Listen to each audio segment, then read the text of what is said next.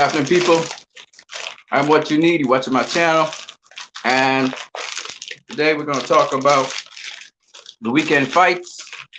And okay, hold on a second.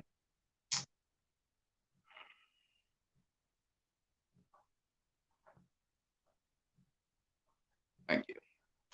I'm what you need, as you can see. If you like this video, don't forget you can comment, share, subscribe, and donate by Western Union MoneyGram. I'll be eating these chips in the meantime. I'm gonna eat and talk. I'm gonna keep it real. I'm hungry. So let's talk about it. Let's talk about it.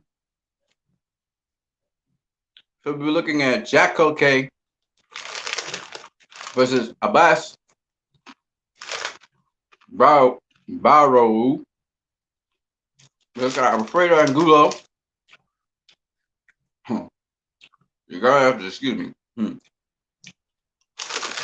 Versus Vladimir Hernandez. And the main fights, the big names: Jose Ramirez versus Victor Postor.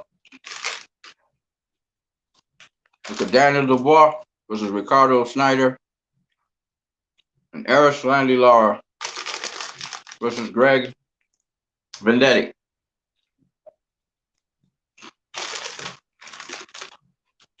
So we'll start off with that. If you want to join the show, click on the link in the chat section. Feel free to do that. All right. So I'm eating and talking, which is absolutely a no-no, but I'm going to do it. Now, let's talk a little bit about something that's not related to boxing, probably for you guys to join the chat. Man, it's hot. Very hot. I'll turn this thing on.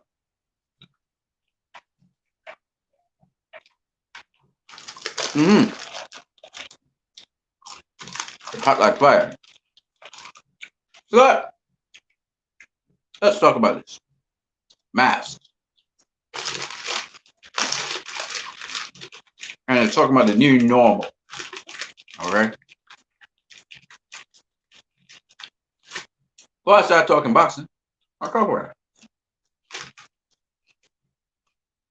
A lot of things are going on in the world right now. 2020 has been an interesting year. Okay.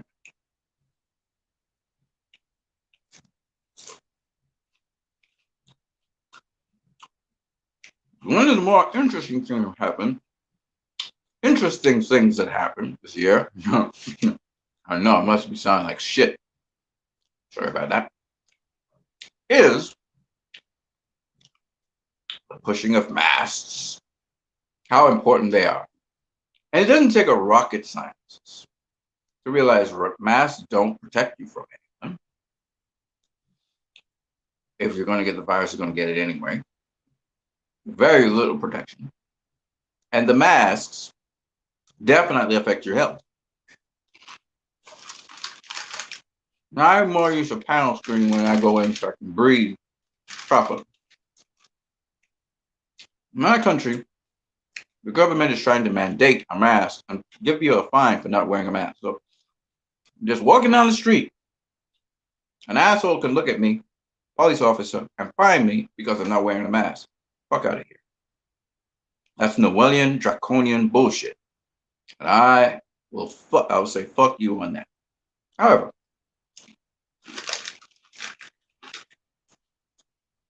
masks become important when you are ill, you have some kind of bug, and you don't want it to be spread. A mask will prevent most of the droplets shooting out. I think somebody got. Now, the argument is There are asymptomatic people out here. So we could have the blood and spread it.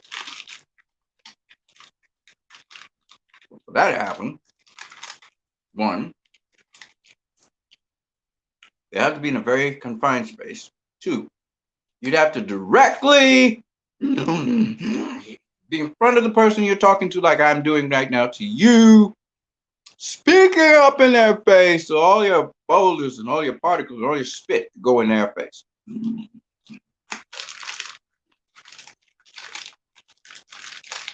Right? The 3 feet away rule is sufficient to diffuse that.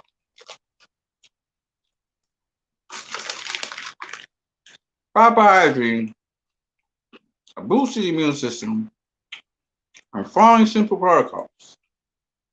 No air conditioning. The free-flowing airflow through an area.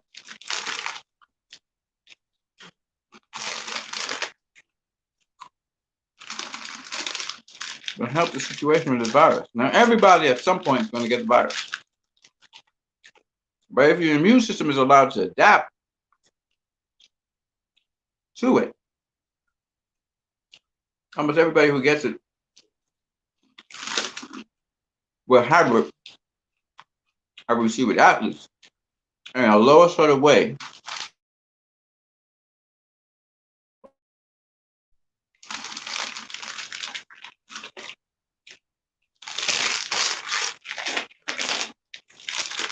A lot of people in my country already are self-treating themselves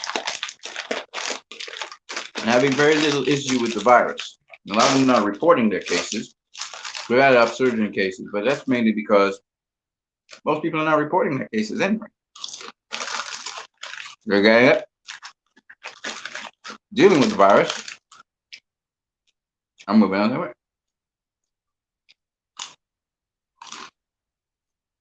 Now, I'm wanting to set this down. Do not allow governments trick you into becoming a stormtrooper, meaning faceless human being.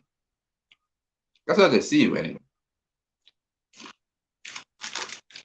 You have a face, show it. I'm all for protective masks, show your face and allow you to breathe. Don't have a problem. Don't think you should wear them all day. Don't have a problem. Okay? But something that's restricting your breathing, making you breathe back in your own ear, can never be healthy. Okay? Not healthy. And there are alternatives. Okay.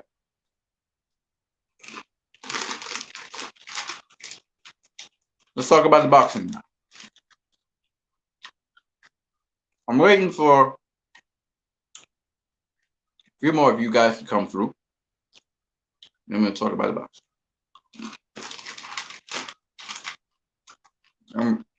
Let me mention the fights again. Lara versus Greg Vendetti, for those of you who watched the fight.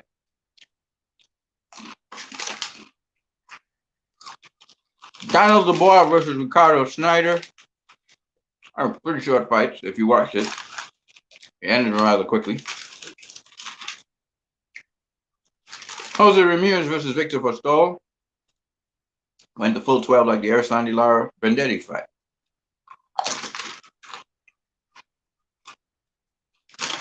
Alfredo Angulo versus Vladimir Hernandez. I also went the full 12.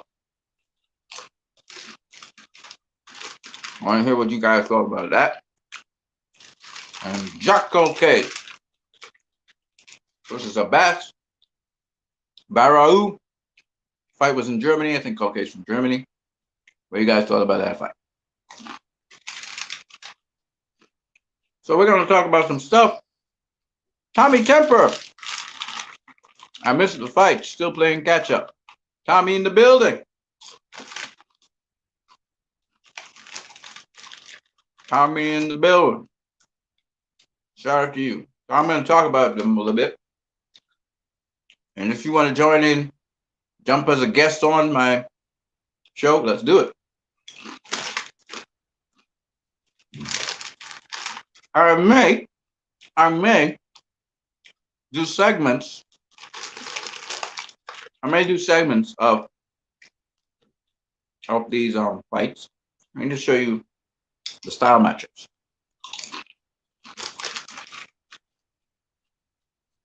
So I'm gonna start off with let me start off with one. Let me start off. This is one of the intangible covered. Jack Culcay. This is a Baru. Barraw. Good fight. Good fight. It had its to and fro's almost all the way through. All right, so let me describe the styles we were looking at. Okay, is a fighter who can fight on the inside, the outside, moves with his jabs, nice pivot work, you know, can switch, little southpaw orthodox. And fight with Abbas Barrow, who's more of a weaver. He weaves from left to right. He's a weaver. Might dip a little bit, change levels. Our Culcay more control of the real estate of the fight. Both guys are boxers. For Jack, he maintained the range that he wanted. I feel that Baru had a really good jab when he used it. There were moments when they exchanged a lot with each other, but for the most part, I would say their defenses, both of them defense was pretty good.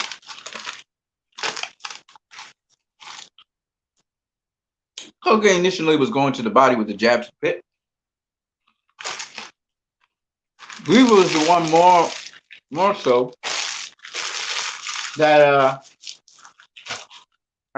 Baru was more so the one who sort of tried to get Culcay to the ropes, even though they switched roles and sometimes Culcay would try and back Baru to the ropes. Both are very skilled fighters. This was a close fight, quite frankly. Baru was not as accurate as Culcay. Culcay more landed the shots. Nobody really got hurt in the fight. But Culcay was landing more of his shots. He would lead with his right hand. He would lead with his left hand. They would throw flurries on the inside. But for the most part, I thought Culcay controlled the action more than Baru. Baru did well. He did well. Very good fighter as well. I think he weaves a little too much though, because Jack was still popping him when he was weaving, which is it's better to just slip the punch than be doing all this excessive stuff. Unless you're gonna bug, go under and bob and weave. Weaving by itself, So anyway, the point is that I thought a Culcay won the fight. I thought it was a closer fight than the scorecard said. Actually, I think it was a split decision win for Culcay, if I'm not mistaken. It was a unanimous win, but I think the margins were close. It was 115, 114, and it was a close fight. And it really was a close fight. Now, depending on who you liked in that fight, you probably would say, oh, well, Barau, he probably won the fight. Okay, but it wasn't a robbery. I have to reach to see Baru really winning that fight though, because Culcay really controlled it even up to the final bell. Culcay was the guy that really landed the last set of punches and everything. So I wouldn't say that Culcay that he lost that fight. I don't see it that way at all. Now let's move on to the next fight. So I'm just going to give him my views, and then whoever jumps on, they can give their views. Everybody can give their take. Doesn't really matter. I want to talk about Alfredo Angulo and the last minute replacement, Vladimir Hernandez. This was another good fight. Now, the way other judges scored it, I just didn't agree with the judges on the score. Punch stats per round also didn't agree with the score. Now, early on, I would agree that Vladimir Hernandez was controlling the fight better. And he was walking down. Alfredo Angulo was landing a lot of crisp shots. Well, not a lot. Let me be honest. He was landing some. A lot of his punches was hitting gloves. Angulo really came to life somewhere around the 7th round. Angulo started picking it up, and he was really landing some really good shots. He had maybe one round before that. And he really picked it up. And I thought he was rocking Vladimir Hernandez with shots. And Vladimir Hernandez, even though he could take a punch, started to change. The fight changed. Vladimir Hernandez started boxing on the back foot, throwing combinations and then moving away. Now, initially, he wasn't landing much on Alfredo Angulo. Alfredo Angulo was kind of trying to figure him out.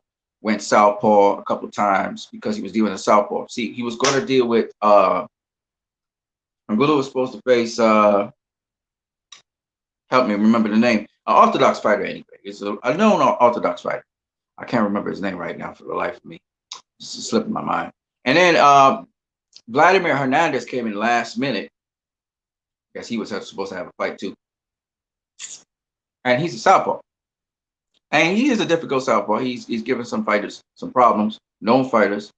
And so he didn't really land the heavier shots. But Angulo started tearing into him in the 7th. And he kind of kept that tempo going and that kind of pace.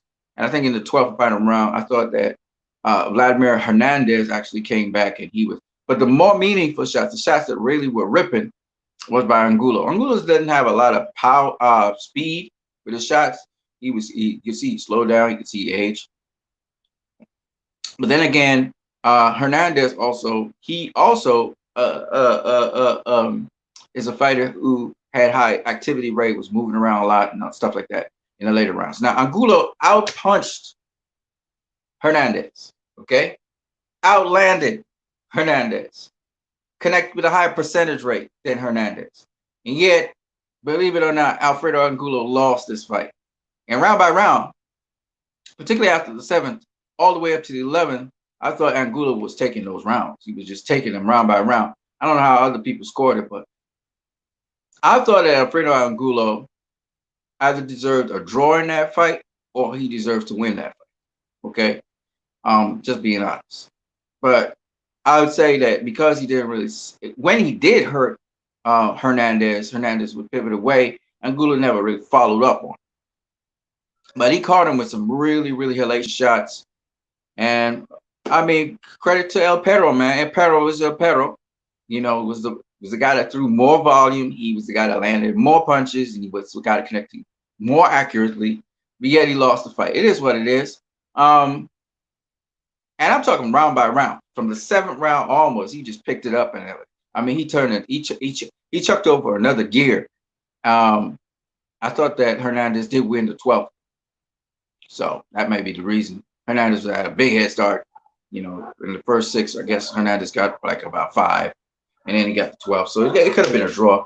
Hold on a second.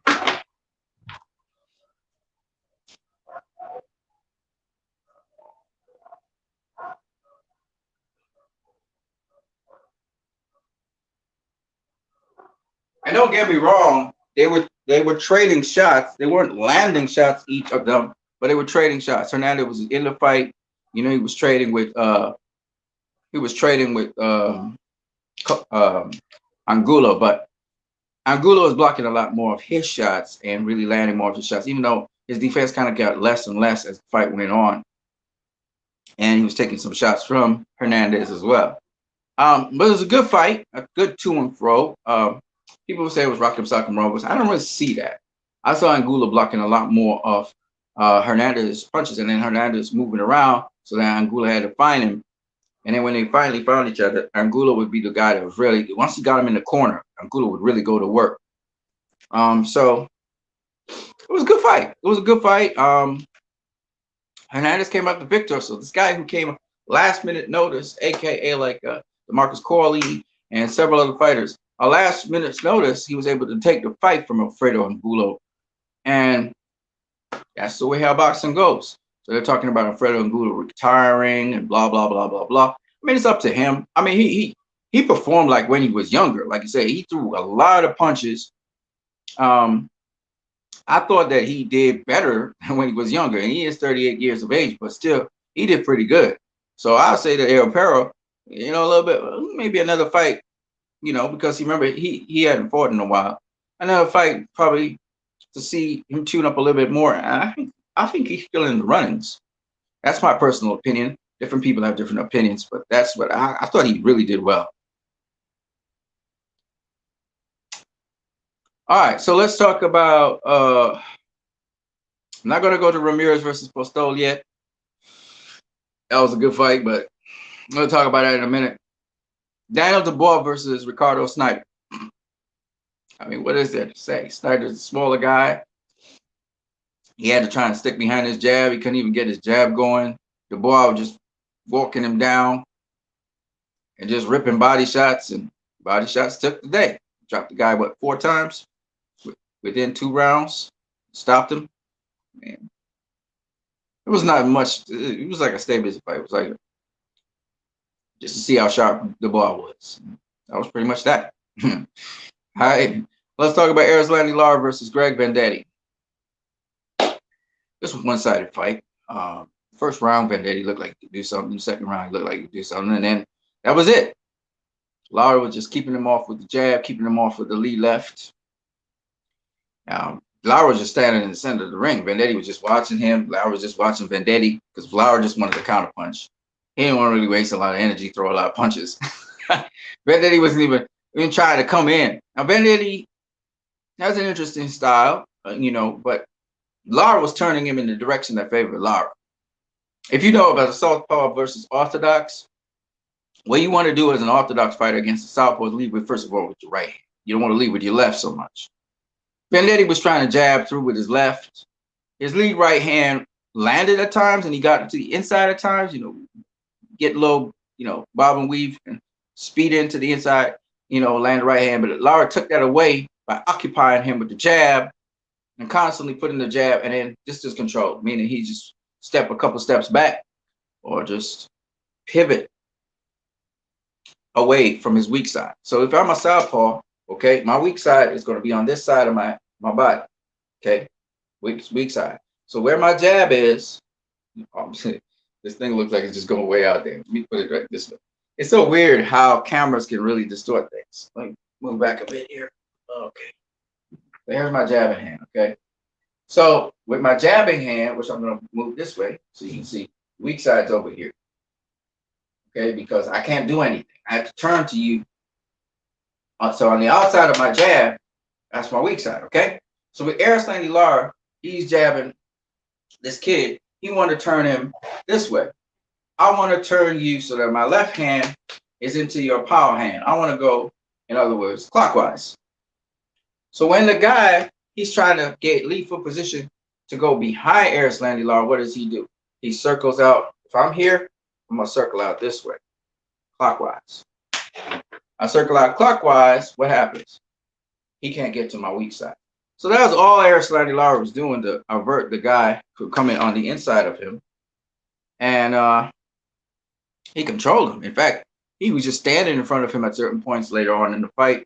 It was pretty much nobody doing much of anything. Lara would throw 1 or 2 shots, not even trying. At first, his jab was penetrating, cutting through the guy's defense and stuff. He wasn't even trying to cut through the guy's defense. And this is my only fault with Lara. My thing with Lara is, unlike Mayweather, you got a guy in front of you, Greg Vendetti, okay? You don't know who he is, but by the 6th round, you know exactly what he brings to the table.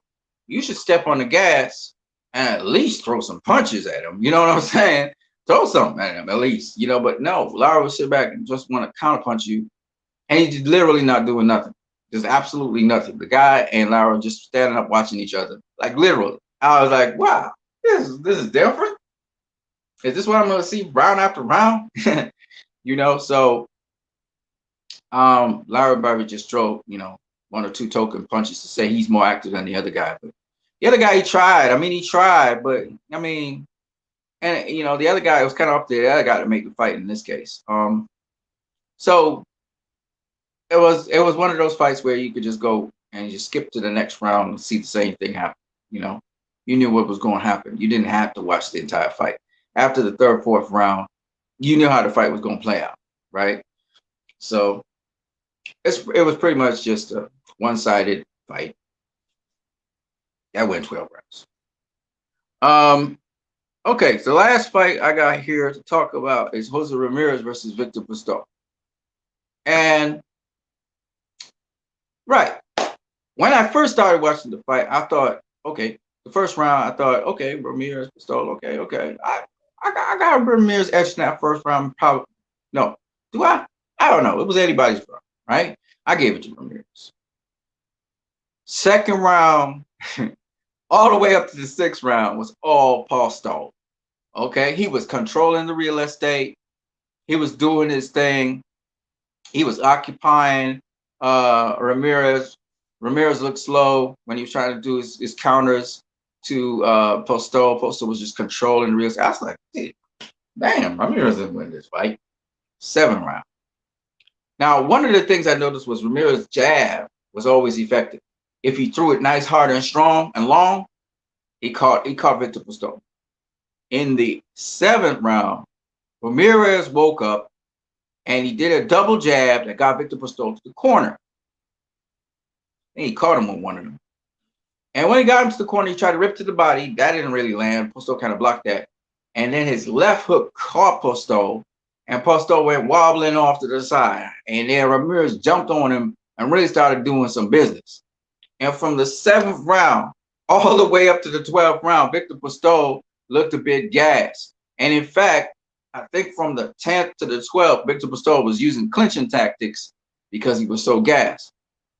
Suffice it to say, Ramirez beat the crap out of him. Not beat the crap out of him. Postol still had his, engagement, but definitely Ramirez won very clearly the 7th to the 12th rounds. Clearly, right? So if you give Ramirez the first round and you give him the 7th to the 12th round, he won the fight. Now, at least if you want to not give him the first round, because that was a swing round. But I'm telling you, since the 7th to the 12th, there was no swing rounds. Ramirez had it the latter half of the fight where Postol had tired out and Ramirez had tried to get some body shots in between. As soon as Postol started to tire, Ramirez just jumped on him. And from then on in, because Postol was kind of tired, he was slowing down. And Ramirez was just picking it up and really, really took the fight to him. And that's how Ramirez won that fight. He definitely won it. It was a close fight. I would say about 7-5. But Ramirez definitely won that fight. He came out like a true champion. There's some things about Ramirez's game that makes me worry because Josh Taylor is a southpaw. And Josh Taylor is a guy who, he's not Ramirez. He's not Victor Postol. He's a lot better. So I don't know. Ramirez at least is getting prepped for Josh Taylor, who's going to be his next fight. He's got some power though. He's got some pop. So we'll see. But the way how he kind of had to figure out how to get to the inside of Postol, you realize he had to come off with a strong jab. He had really like a power. He has a powerful jab, almost like a shotgun jab that he throws. But he's got to work up. He got to work on his range and his length, and just how he puts his punches together a little bit more.